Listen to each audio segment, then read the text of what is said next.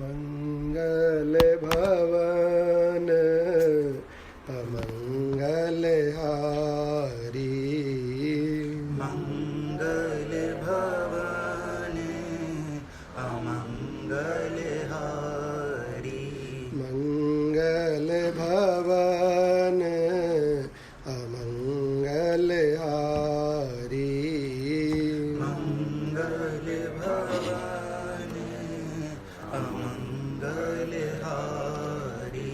द्रवहूँ सो दशरथ अजिर बिहारी, द्रवहूँ सो दशरथ अजिर बिहारी, द्रवहूँ सो दशरथ अजिर बिहारी, द्रवहूँ सो दशरथ अजिर बिहारी। बंदहूँ गुरु पद पदों में परागा, बंदहूँ गुरु पद पदों में परागा, सुरुचि सुबास सरस अनुरागा, सुरुचि सबाग सरस अनुरागा, सुरुचि सुबास सरस अनुरागा, सुरुचि सुबास सरस अनुरागा, गुरुपद नख मणि गण ज्योति, सुमिरत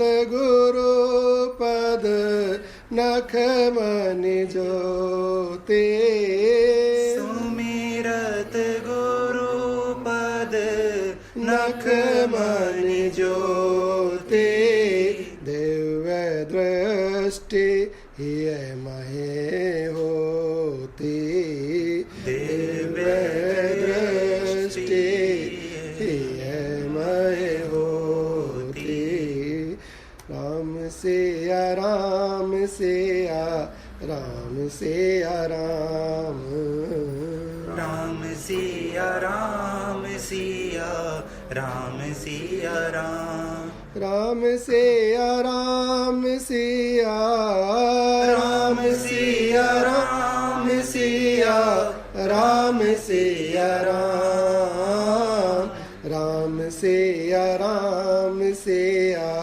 राम सिया राम, राम सिया राम सिया राम सिया राम, राम सिया राम सिया राम सिया राम सिया राम सिया राम, राम सिया राम सिया राम सिया राम, राम सिया राम सिया राम सिया राम। सिया रामचंद्र भगवान की जय, पवन सुत श्री हनुमान जी महाराज की जय, सभी साधु संतों की जय।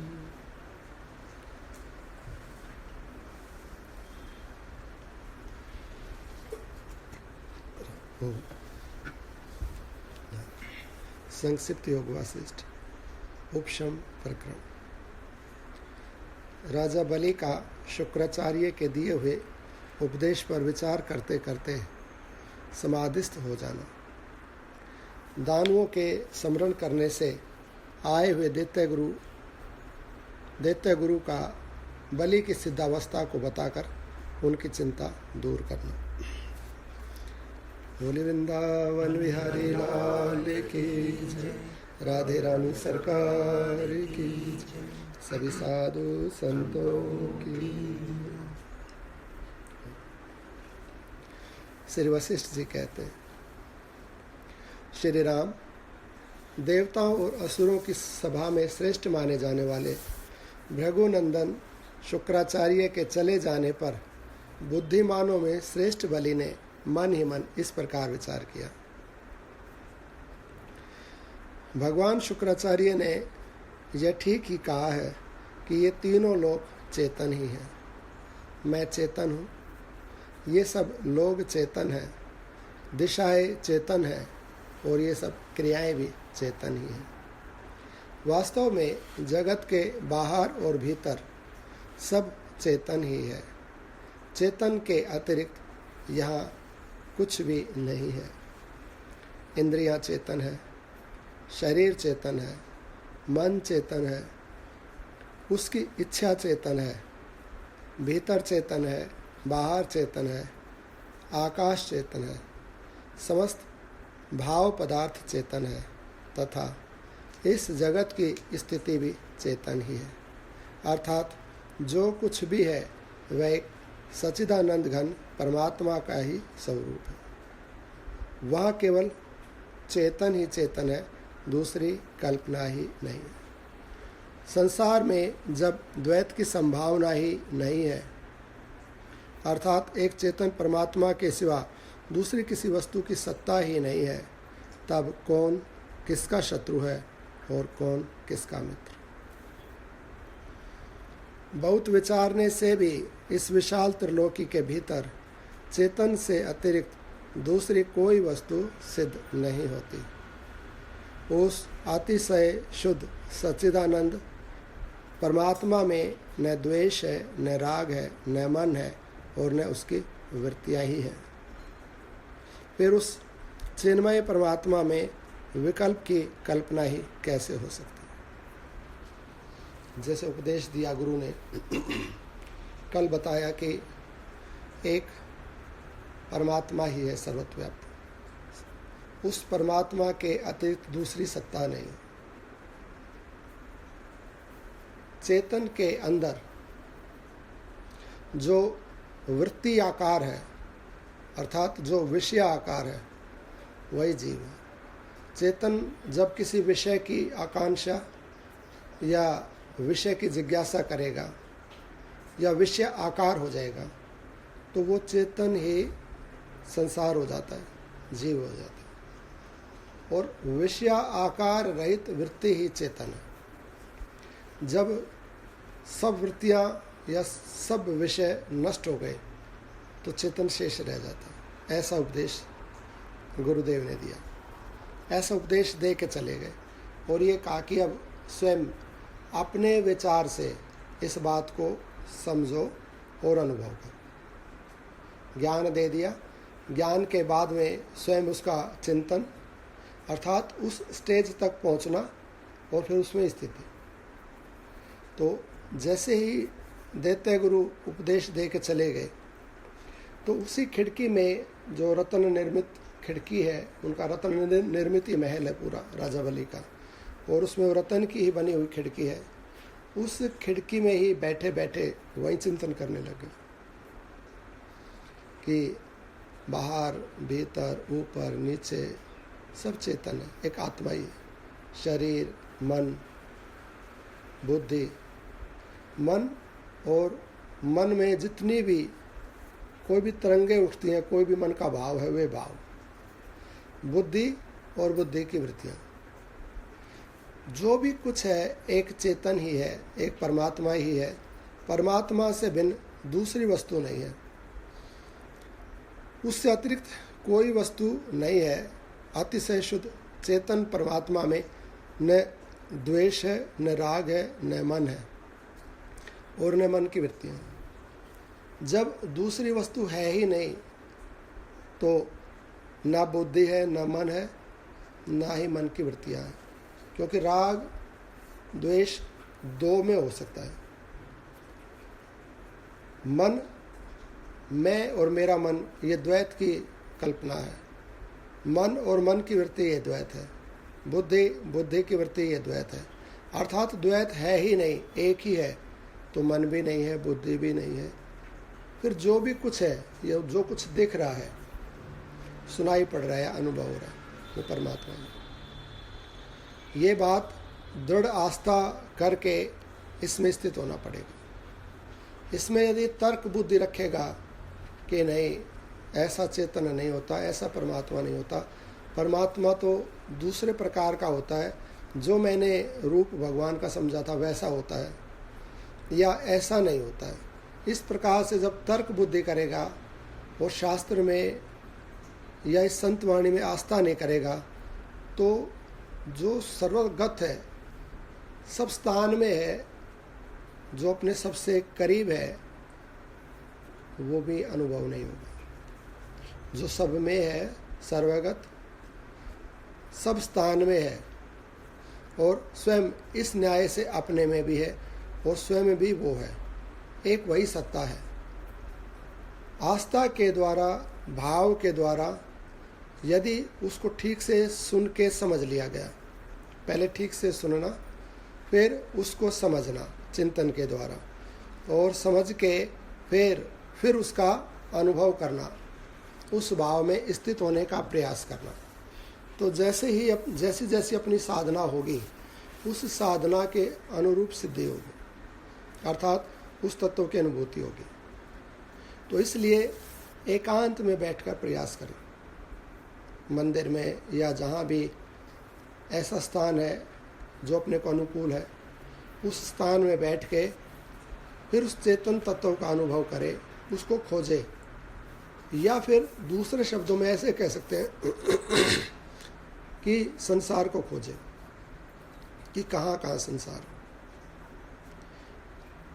जैसे बाहर ये सारा ब्रह्मांड संसार है, मेरा स्वरूप नहीं।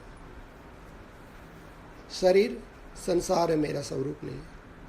मन, बुद्धि, चित्त, और चित्त में जो भी विषयाकार वृत्ति है, वो वृत्ति, ये भी मेरा स्वरूप नहीं। एक एक को छोड़ता जाए, इसको बोलते हैं नेति नेति की नेति। ये भी नहीं है, ये भी नहीं, ये भी नहीं, ये भी मेरा स्वरूप नहीं, ये भी मेरा स्वरूप नहीं। जो मैं नाम से जो मैं अपने आप को पुकार रहा हूँ, ये मैं भी मेरा स्वरूप नहीं।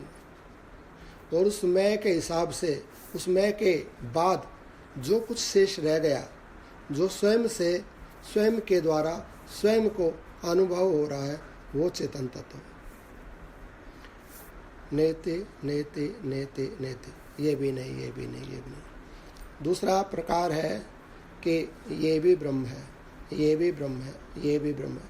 जैसे दैत्य गुरु भगवान शुक्राचार्य जी ने बताया, सब संसार ब्रह्म है, सब जीव ब्रह्म है, बाहर ब्रह्म है, अंदर मन, शरीर, इंद्रियों की वृत्तियाँ, बुद्धि, जो भी कुछ अब दिख रहा है, अनुभव हो रहा है, सुनाई पड़ रहा है, जहाँ तक गति हो सकती है, वो सब ब्रह्म है, सब चेतन, सब परमात्मा। ऐसे उसकी अनुभूति करे, उसमें स्थित होने का प्रयास करे, तो स्थिति हो जाएगी।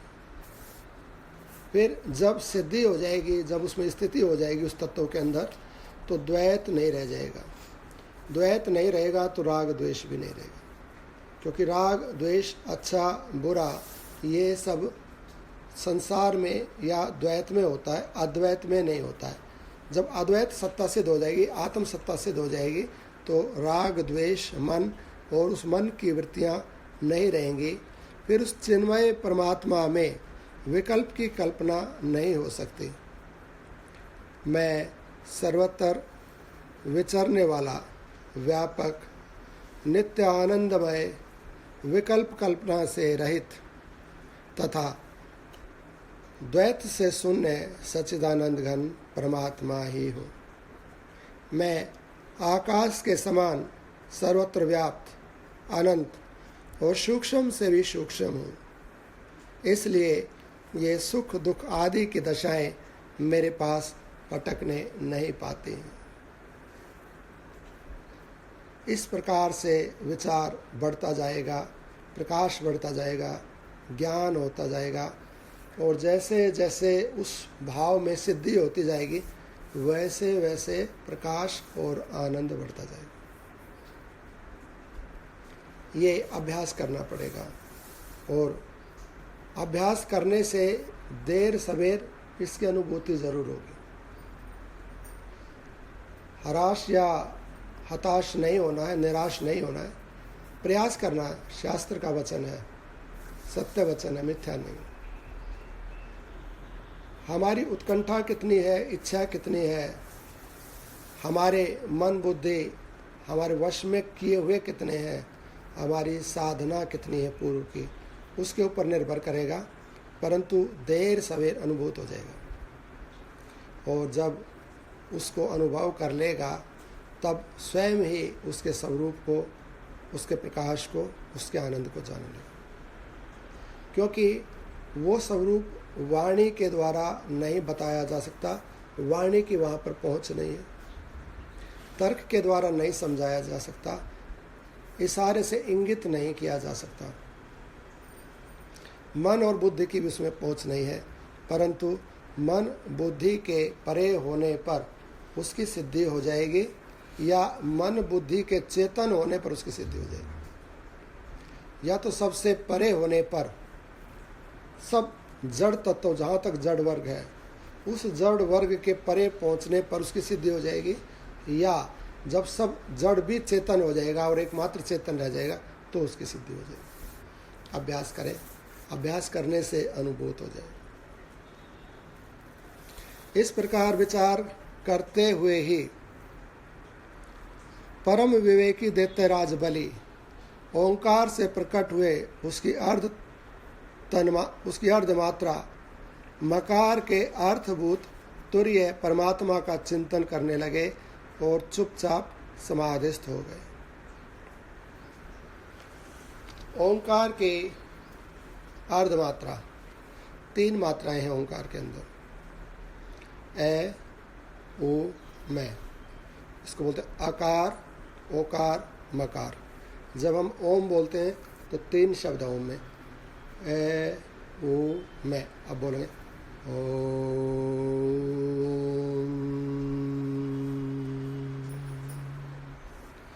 ए ओ मैं, आकार, उकार, मकार, 3 बार। आकार पहली मात्रा है, अर्थात आकार से ही सृष्टि होती है। ये जितना भी प्राकट्य है, जो भी कुछ चाहे हमारा विचार है, वो आकार में प्रकट होता है विचार। उकार के अंदर स्थिति होती है, ठहरता है, और मकार में लय हो जाता है। उत्पत्ति, स्थिति और लय 3 है। ओंकार में, ओंकार की 3 मात्रा, 3 जगह से ऐसे घूमता ना ओम, तो आकार, उकार, मकार 3 मात्राएं हैं। उत्पत्ति, स्थिति, लय, प्रत्येक वस्तु। संसार की उत्पत्ति, स्थिति, लय। इस शरीर की उत्पत्ति, स्थिति, लय। विचार की उत्पत्ति, स्थिति और लय, 3 ही गति होती है। और इस 3 गति के परे जब लय के बाद जो चौथी अवस्था, वो तुरिया है। जैसे जागृत, स्वपन, सुषुप्ति, ये 3 अवस्थाएं होगी। आकार, उकार, मकार, सुषुप्ति के बाद तुरिया है। तो जब ओंकार का जप करेगा, ओंकार का जप करते करते पहले ओंकार की आकार मात्रा है, अर्थात प्रारंभ हो गया है, फिर मकार मात्रा है, स्थिति है, और फिर मकार है, मकार में लय हो जाएगा, और लय के बाद या तो दोबारा ओंकार शुरू हो जाएगा और या सिद्धि अवस्था में चला जाएगा, एक ही बार ओंकार का जाप करने से। जैसे एक बार प्रारंभ करते ना, तो वो किसका कितना अभ्यास है, उस तुरिया अवस्था में जाने के लिए एक बार ओंकार बोलेगा और चौथी स्टेज में चला जाएगा, या कोई 2 बार, 10 बार, या कोई घंटा, 2 घंटा, जैसे जैसे ओंकार का उच्चारण करता रहेगा।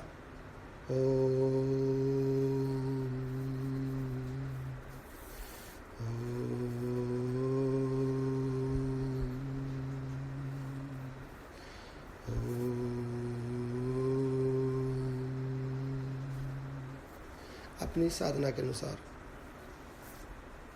अंत में उच्चारण बंद हो जाएगा, मन में चलने लगेगा। फिर वाणी का लय हो गया, फिर मन का भी लय हो जाएगा, मन में भी नहीं चलेगा। तीसरी मात्रा से चौथी अवस्था में चला जाएगा, तुरिया में चला जाएगा, शांत हो जाएगा, चेतन हो जाएगा। इस प्रकार से अकेले में बैठ के ओंकार का उच्चारण परमात्मा के जिस रूप को भी हम भजते हैं उस रूप का ध्यान,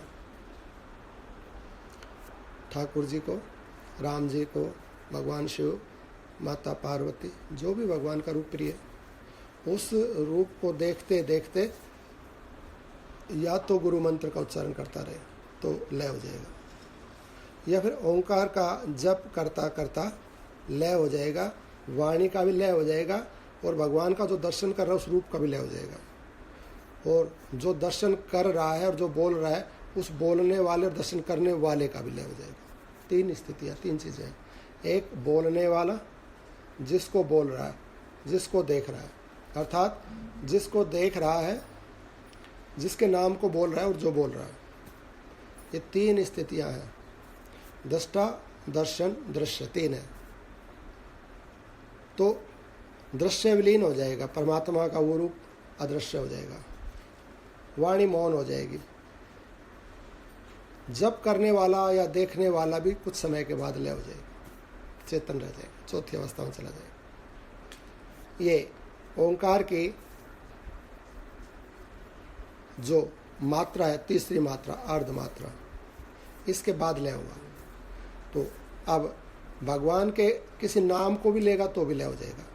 जैसे मान लो कोई अभी अधिकारी नहीं है ओंकार जपने का, तो ओंकार जपने का अधिकारी नहीं है क्योंकि वैदिक मंत्र है ओंकार, तो भगवान के नाम को भी जपने से लय हो जाएगा। जैसे कहेगा जय सिया राम, जय सिया राम, जय सिया राम, ऐसे। तो भगवान का नाम, भगवान का रूप और जपने वाला, तीनों।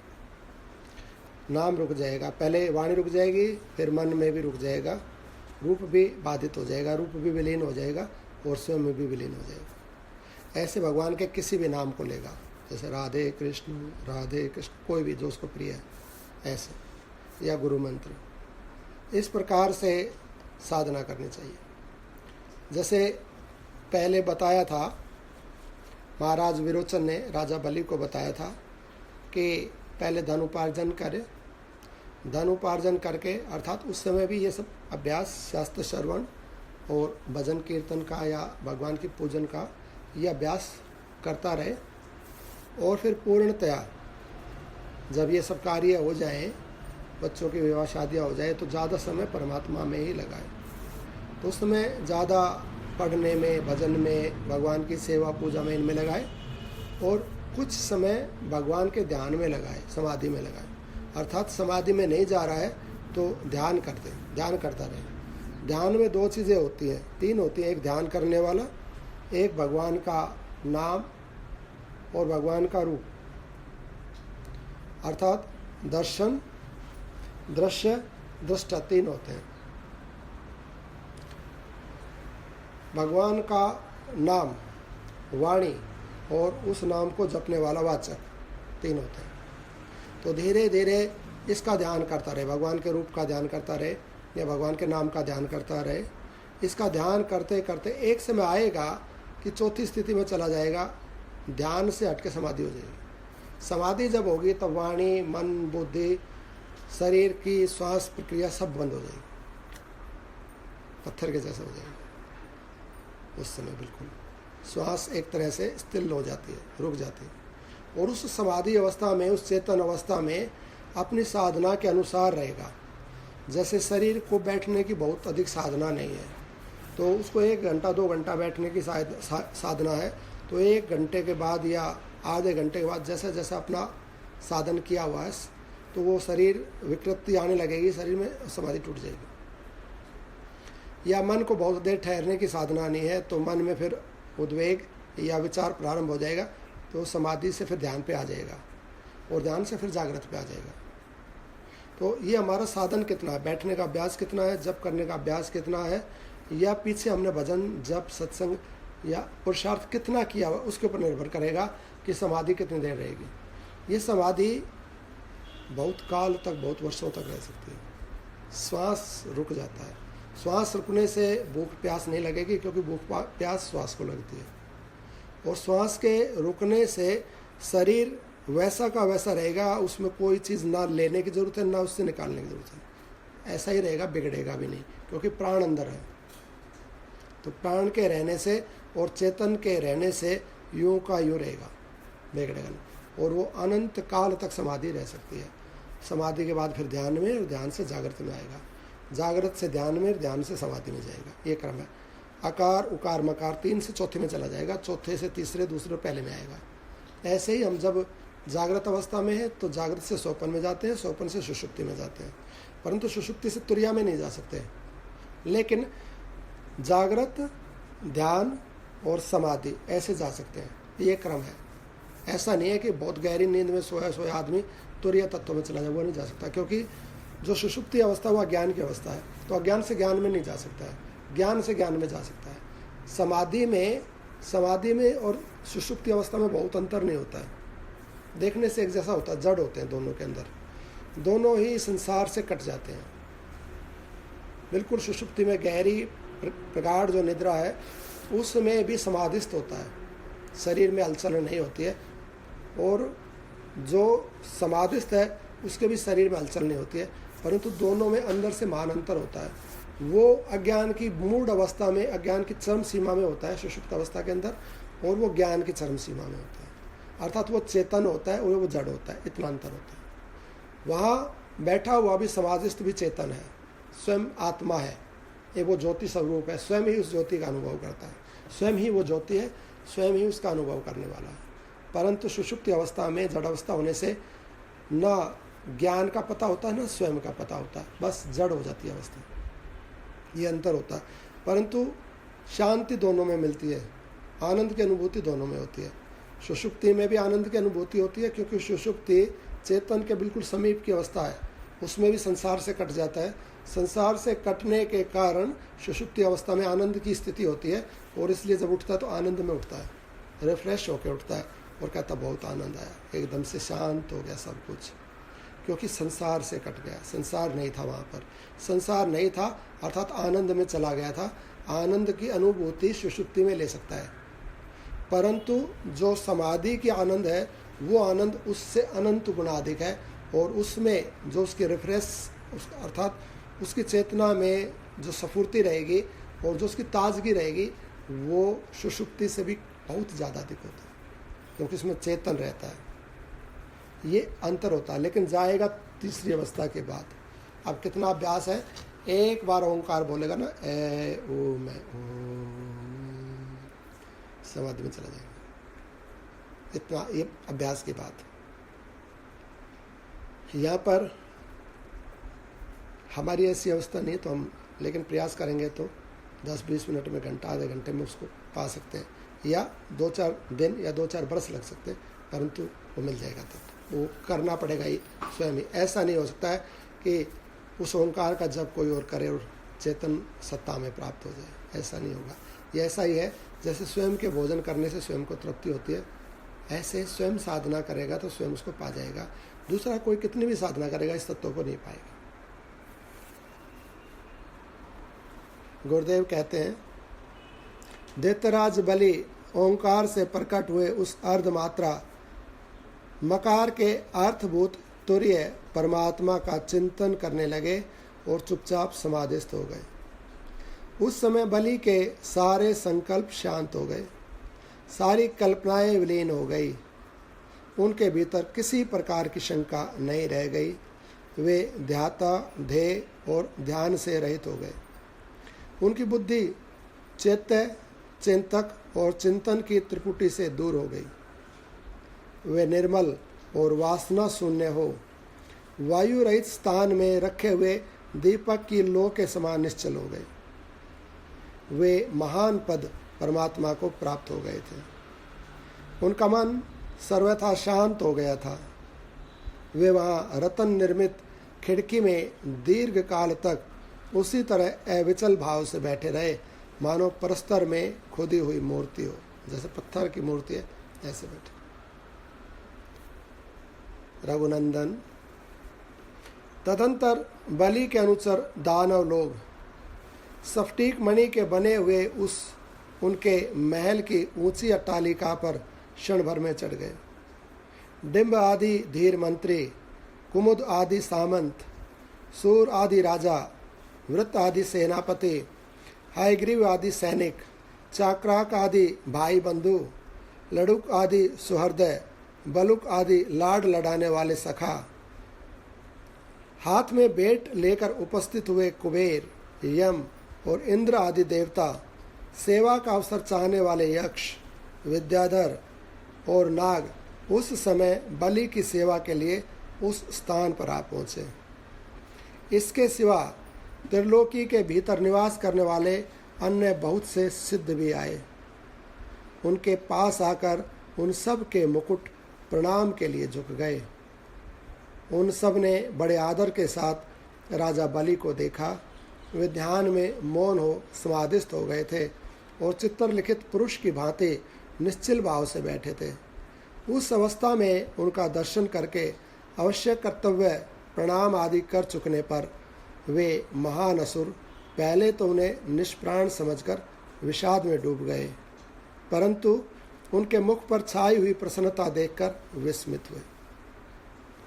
जब महाराज बलि उस स्वरूप में स्थित हो गए तो जितने भी मंत्री, मित्र, सखा, जो श्रेष्ठ थे उनका कार्यभार संभालने वाले, वो सब राजा बलि के पास पहुंच गए। नाग, असुर, दैत्य, देवता, सिद्ध, मुनि वो भी आ गए और सब ने राजा बलि को देखा। यहाँ पर ये बात गुरुदेव बता रहे हैं कि जब उस स्वरूप में स्थित हो जाता है, उस भाव में स्थित हो जाता है, आत्मा में या परमात्मा में स्थित हो जाता है, तो जितने भी हमारे सखा संबंधी या हमारे पितृ या देवता या जो हमारे कार्य करने में सहायक है, वो व्यक्ति वस्तुएं स्वतः प्रकट हो जाते हैं उसके सामने, उसका कार्य करने के लिए। देवता प्रकट हो गए, सिद्ध मुनि प्रकट हो गए। ये तो देह रूप से प्रकट हुए। ऐसे ही जो भगवान के ध्यान में स्थित हो जाएगा तो उसके उस घर में, उस स्थान में सूक्ष्म रूप से देवता और ये सब प्रकट हो जाएगा और उसका कोई कार्य बिगड़ेगा भी नहीं, अर्थात सब कार्य होने लगेगा। क्योंकि परमात्मा से जब जुड़ जाते हैं हम तो सारी प्रकृति, सारी सृष्टि, सारी शक्तियाँ जुड़ जाती हैं कार्य करने के लिए, अर्थात सहयोग करने के लिए जुड़ जाता है। दूसरा ऐसा भी है कि प्रारंभ में जब ध्यान से जुड़ता है तो हमारे संबंधी जन या हमारे शरीर में ही जो देवगण है वो सब एक प्रकार से हमें जगाने के लिए, कार्य करने के लिए या उठाने के लिए भी उनका आदर भाव, श्रद्धा भाव भी है। परंतु परमात्मा की एक शक्ति है जिसका नाम है माया। वो माया ये सब रूप धारण करके एक बार प्रयास करेगी कितना कच्चा कितना पका, तो इस रूप में प्रकट हो जाएंगे।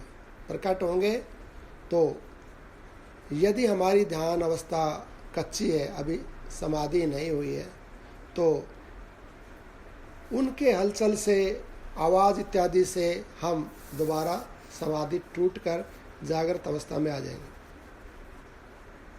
और ऐसा पाएंगे कि नहीं, ये सब संसार, ये पदार्थ, व्यक्ति मेरे लिए बाधा ही है। और धीरे धीरे हम अभ्यास करते रहेंगे तो इस स्थिति में आ जाएंगे जैसे राजा बलि। फिर कोई भी आए, कोई भी, चाहे वो अच्छे रूप में, क्योंकि बाधा तो बाधा ही होती है, चाहे वो अच्छे रूप में आए या खराब रूप में आए। अगर हम साधना कर रहे हैं, ध्यान कर रहे हैं, कोई हमारा मित्र आ जाए तब भी ध्यान रुक गया और शत्रु आ गया तो भी, तो बाधा ही है, अच्छे रूप से आई है या खराब रूप से आई है। परंतु बाद में सिद्धि होने पर पूर्ण रूप से जब उसकी साधना पक जाएगी, क्योंकि राजा बलि की साधना बहुत पहले से पक गई है, उन्होंने जिस हिसाब से अपने जीवन को देखा है, जिया है, तो उनकी कोई भी इच्छा कामनाएं शेष नहीं रह गई हैं। यदि हमारी कामनाएं शेष हैं, क्योंकि वो त्रिलोकी के अधिपति हैं, 10 करोड़ वर्ष तक उन्होंने राज्य कर लिया है, तो उनको पूर्ण रूपेण तृप्ति हो गई है, तो उनकी कोई भी कामना शेष नहीं, तो सहज विरक्ति भाव आ गया उनमें। तो सहज रूप से जो चीज़ होती है वो ज़्यादा प्रगाढ़ होती हैं, और कृत्रिम रूप से जो होती हैं वो प्रगाढ़ नहीं होती हैं, वो हमें थोपनी होती हैं। अर्थात हमारा मन कृत्रिम रूप से सहज नहीं है, कृत्रिम रूप से विषयों से विरक्त नहीं है, तो हम उसको बल रूप से रोकते हैं। मन को, इंद्रियों को हम बल लगाकर रोकते हैं, यानी कि एक अपनी शक्ति के द्वारा उसको वहाँ से हटाते हैं विषय से। तब ये धीरे धीरे धीरे धीरे आके सहज भाव में हो जाते हैं, फिर जाते नहीं है विषय की तरफ। सहज जन्म से होते हैं या अभ्यास से? सहज होगा अभ्यास से ही, परंतु ये अभ्यास यदि जन्म का है, पुराने जन्मों का है, तो वो जन्म से ही सहज होगा। और यदि पीछे का अभ्यास नहीं है तो जन्म के बाद अब अभ्यास करने से सहज होगा। स्पष्ट हो गया ये? जैसे एक व्यक्ति की सहज ही प्रकृति नहीं होती है किसी पदार्थ को खाने की, और एक व्यक्ति ने वो इतनी मात्रा में सेवन किया है कि अब उससे विरक्त हो गए। जैसे कई बच्चे ऐसे होते हैं उनकी सहज ही प्रकृति नहीं होती है चाय पीने की, उनके सामने चाय रखी रहे उनका मन ही नहीं जाएगा, उसमें प्रकृति नहीं। और एक ने इतनी ज़्यादा चाय पी ली है या कोई भी दूसरा पदार्थ है कि अब वो उससे उब गया कि नहीं चाहिए, तब उससे होती है। परंतु जो ये सहज प्रकृति है, अर्थात जो जन्म से ही ऐसा स्वभाव है कि संसार में जाता ही नहीं है, ध्यान में रहता है, तो इसके पीछे भी अभ्यास ही है, परंतु वो अभ्यास इस जन्म का नहीं है, पूर्व का अभ्यास है। अर्थात जन्म जन्मांतर उसने साधना करके रखी हुई है। पहले के एक या अनेक जन्मों में उसने अपने मन को वश में किया है, या दूसरी बात कहें कि अपने मन को उसने परमात्मा में लगाया। दोनों एक ही बात है, इस तरफ से कहें या इस तरफ से कहें। तो जिसने अपने मन को अनंत काल से या पूर्व के जन्मों में परमात्मा में लगाया है, तो उसकी सहज प्रकृति परमात्मा में होती है। और जिसने ऐसा नहीं है, जन्म से जिसकी ऐसी वृत्ति नहीं है, परमात्मा में मन नहीं लगता है, तो अब वो पुरुषार्थ करके लगा सकता है। अब कितने वेग से पुरुषार्थ करता है वो इस जन्म में भी सिद्धि हो सकती है या अगले जन्मों में हो सकती है। तो सहज है या कृत्रिम है वो उसके हमारे ऊपर निर्भर करेगी ये चीज़ें। परंतु जब बार बार हमारा 1 मिनट ध्यान लगा, आधा मिनट समाधि हुई, फिर हमारा मान लो 15 मिनट ध्यान लग गया, 5 मिनट समाधि हो गई, तो ऐसा करते करते अभ्यास करते करते भी एक स्थिति आ जाएगी कि जब बहुत लंबे समय तक समाधि हो जाएगी, लंबे समय तक ध्यान जुड़ा रहेगा। ऐसा भी हो जाएगा कि यहाँ बैठे बैठे भी सांसारिक कार्य करते करते भी ध्यान जुड़ा रहेगा। जैसे माँ का ध्यान बच्चे से जुड़ा रहता है, सब कार्य करती रहती है, बच्चे से जुड़ी रहती है, ऐसे ही भगवान से जुड़ा रहता है, संसार का कार्य करता रहता, बोलता रहता, खाता रहता, चलता रहता, सब करता रहता, जुड़ा रहता है परमात्मा से। तो ये जो सहज अब उसका भाव हो गया है परमात्मा से जुड़ने का, तो ये अभ्यास का फल है। तो उसने शास्त्र को महत्व दिया है, शास्त्र को महत्व देकर उसने अभ्यास किया है, अभ्यास करने का ये फल प्राप्त हुआ है उसको। तो ऐसे ही प्रत्येक कार्य में होगा ये अभ्यास, जिस क्षेत्र में करेगा उसी क्षेत्र में सिद्धि हो जाएगी। वो सांसारिक पदार्थ के लिए, सांसारिक कार्य के लिए, या भगवत भाव भगवत कार्य के लिए।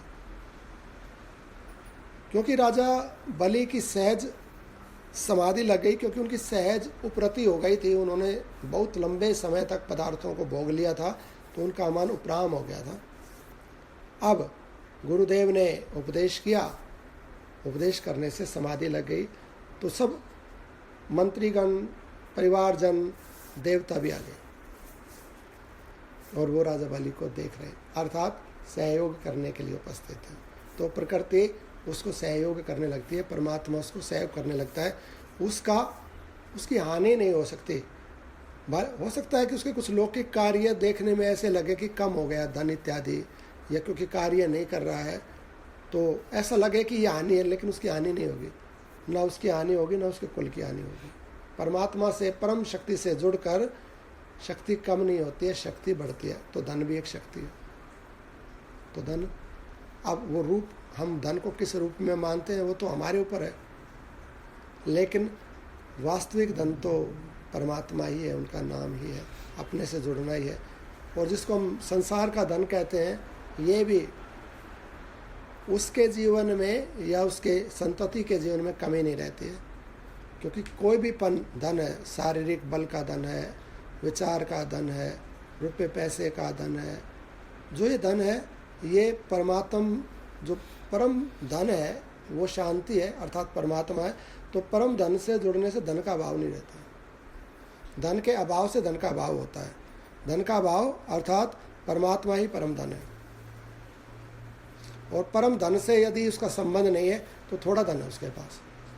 सांसारिक रूप से बहुत अधिक धन हो तो भी थोड़ा है, पता नहीं कब चला जाएगा, 1 सेकंड में उल्टा पुल्टी हो जाती है। लेकिन जिसका पारमार्थिक धन है, जिसके पास, अर्थात जो परम धन से जुड़ा हुआ है, उसके जीवन में धन का अभाव नहीं होता। भले ही ऐसा देखने को मिल सकता है संतों के जीवन में कि उनको खाने पीने की, वस्त्रों की, भौतिक सामग्रियों की कमी रही हो, परंतु वास्तविक धन संतोष ही है, परमात्मा ही। गोधन, गजधन, अश्वधन और रतन धन खान, जब आवे संतोष धन, सब धन दूरी समान। कितना भी रुपया पैसा कमा के आखिर में, जैसे बोलते हैं अभी इतना कमा लेगा, ये हो जाएगा, तो क्या होगा, फिर आराम से बैठेगा, पहले ही आराम से बैठा हुआ, ये पूरा इतना दुनिया में चक्कर काट के, इतना कलेश उठा के आराम से बैठेगा, वो आज ही आराम से बैठा हुआ। तो यदि आराम से बैठा हुआ संतोषी है, तो भले ही सांसारिक पदार्थ कम है, क्या फर्क पड़ता है, परम धन तो है, उसी को तो धन कहा गया। तो परम धन से जुड़ने से धन का अभाव नहीं होता है।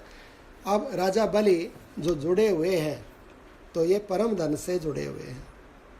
पहले भी इन्होंने संसार का, त्रिलोकी का धन भोग लिया, परंतु देखा कि ये वास्तविक धन नहीं है, इससे मेरे को सुख, शांति, संतोष तो मिला नहीं, तो अब परम धन से जुड़े हैं।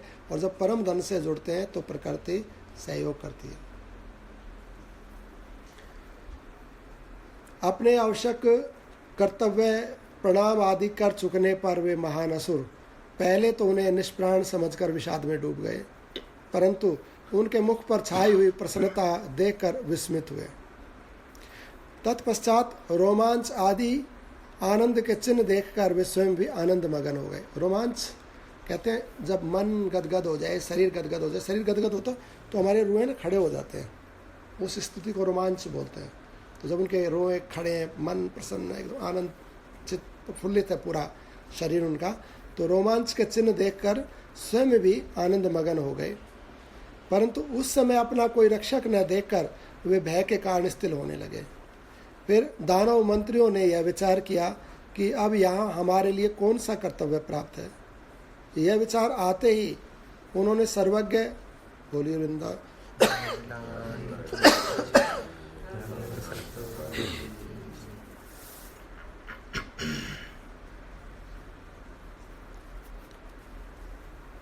यह विचार आते ही उन्होंने सर्वज्ञ पुरुषों में श्रेष्ठ दैत्य गुरु शुक्राचार्य का स्मरण किया। स्मरण करते ही दैत्यों ने देखा भृगुनंदन शुक्र अपने तेजस्वी शरीर से वहाँ उपस्थित हैं। असुरों ने उनकी पूजा की, फिर वे गुरु के उच्च सिंहासन पर विराजमान हुए। तदंतर शुक्राचार्य ने दानवराज बलि को देखा, जो मौन भाव में ध्यान मगन होकर बैठे थे। क्षण भर विश्राम करके शुक्राचार्य ने बड़े प्रेम से बलि की ओर देखा और विचार करके इस निश्चय पर पहुंचे कि बलि का संसार रूपी भ्रम नष्ट हो गया।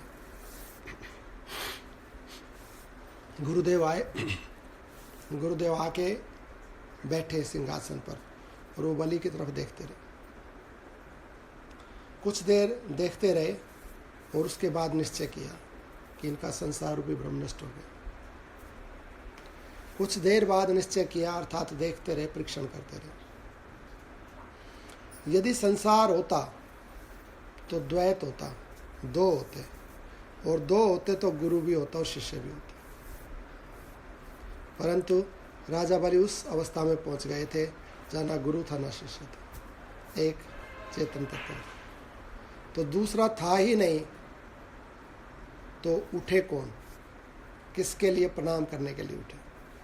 जब गुरु नहीं है अर्थात शिष्य भी नहीं है, एक ही है, तो एक कैसे उठे, किसके लिए उठे और क्यों उठे?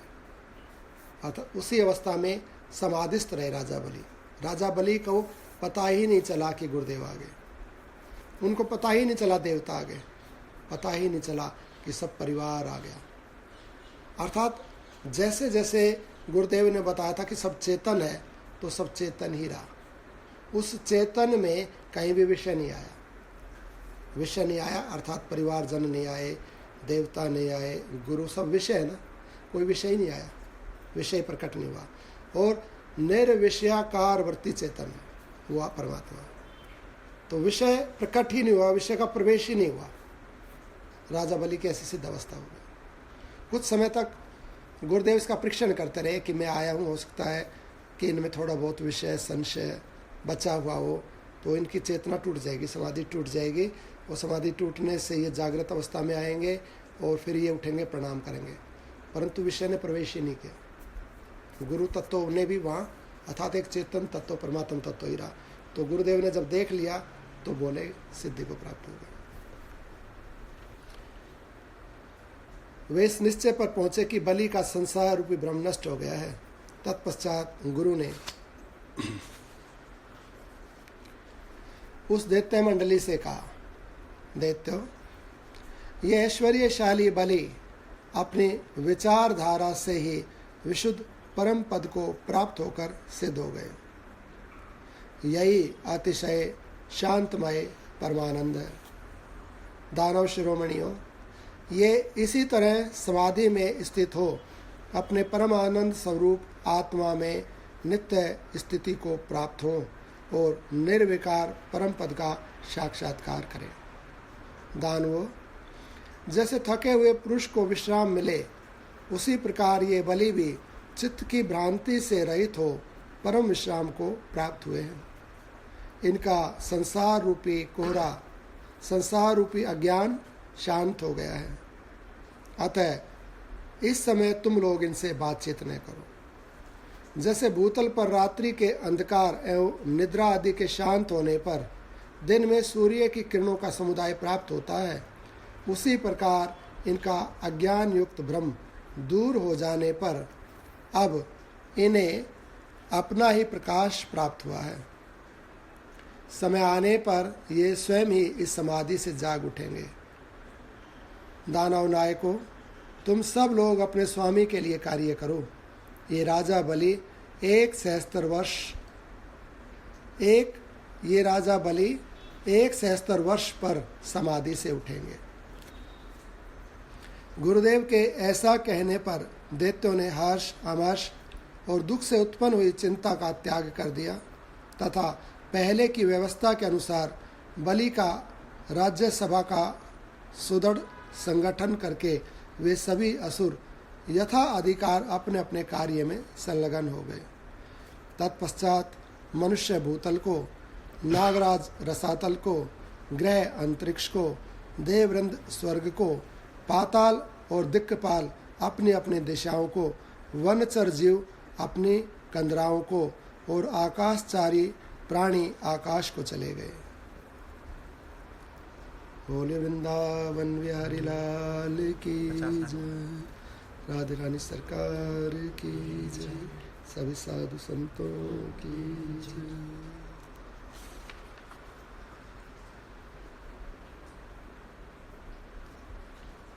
अगला अध्याय करना है, पूरा हो गया, 50 मिनट हो गए, पूरा कर लें, ठीक है।